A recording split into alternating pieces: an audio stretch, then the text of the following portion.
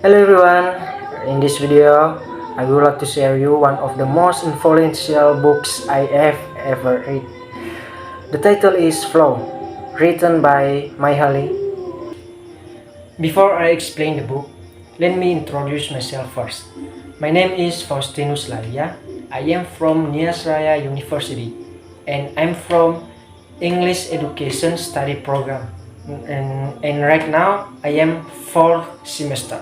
This book is not working harder or becoming richer.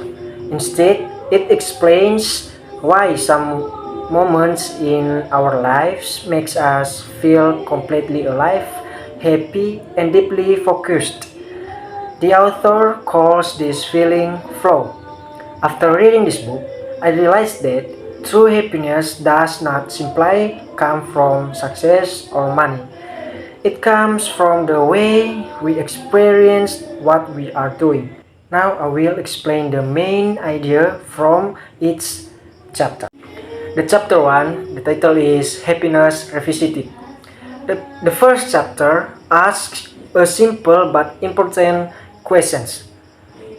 That is, what really makes people happy? Many people believe happiness comes from money, fame, or power. However, the author argues that these things only brings temporary pleasure. Real happiness comes when we control our attention and fully engage in meaningful activities. This idea becomes the foundation of the entire book. Next, chapter 2. The title of chapter 2 is The Anatomy of Consciousness. In this chapter, the author explains how our mind works. Our attention is limited. Every day, we choose where to focus our energy.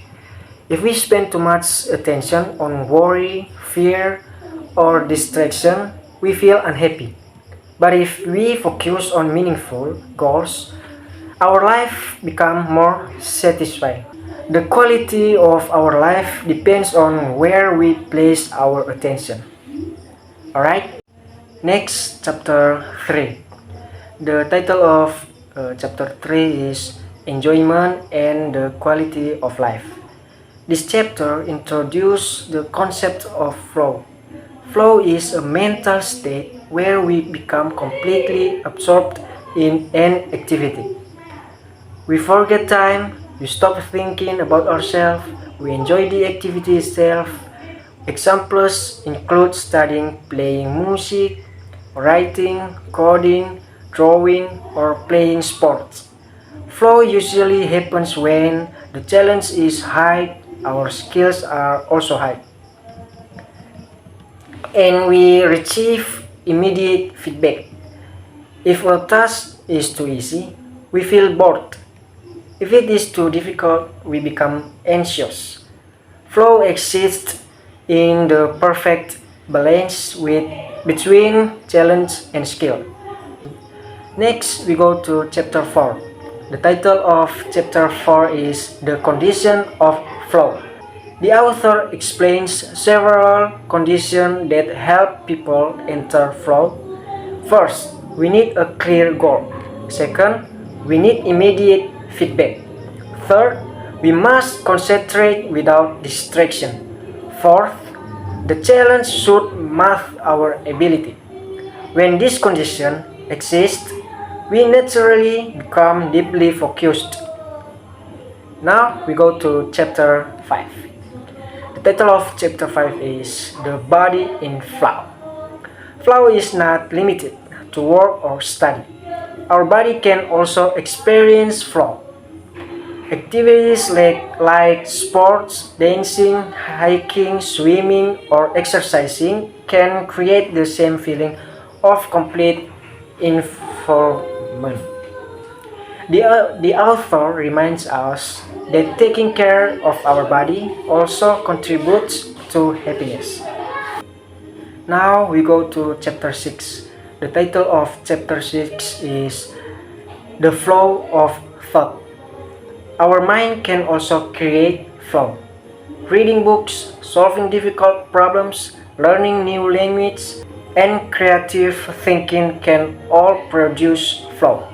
Instead of letting our mind wander into negative thoughts, we should train it to focus on meaningful learning. Now we go to chapter 7. The title of chapter 7 is Works as Flow. Many people believe work is stressful. However, the author found that many people actually experience more flow at work than during their free time. This happens because work often provides clear goals, feedback, and challenges.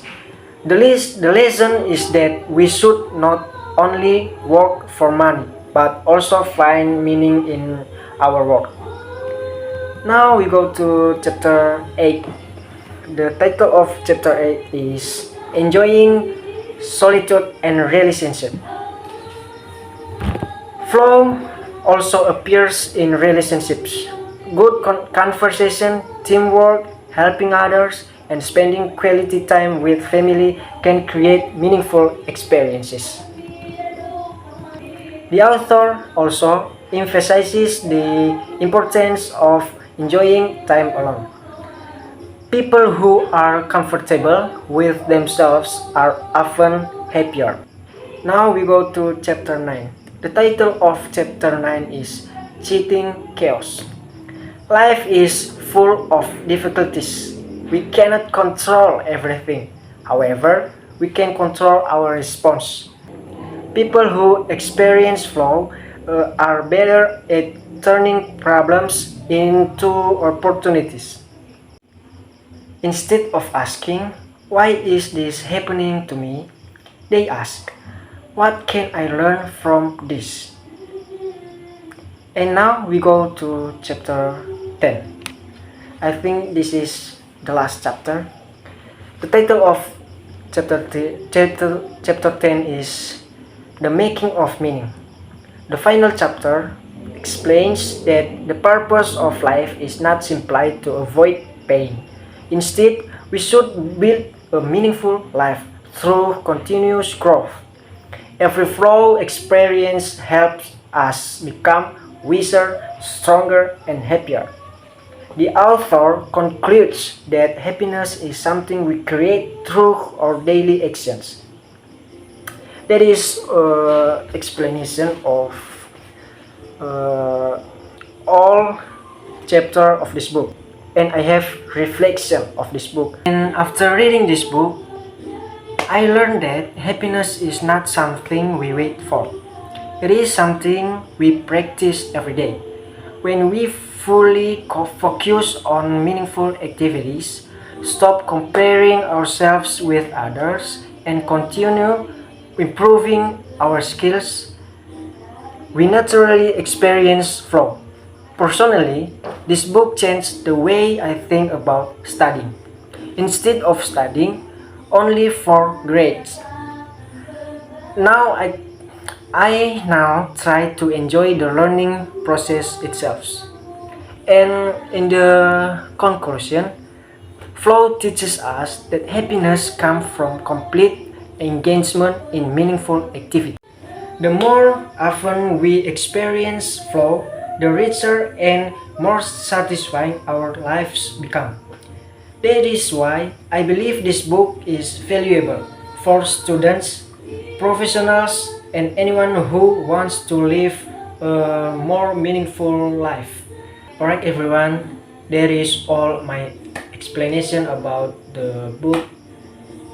The title is Flow by Mai Heli, and thank you for listening. Bye bye.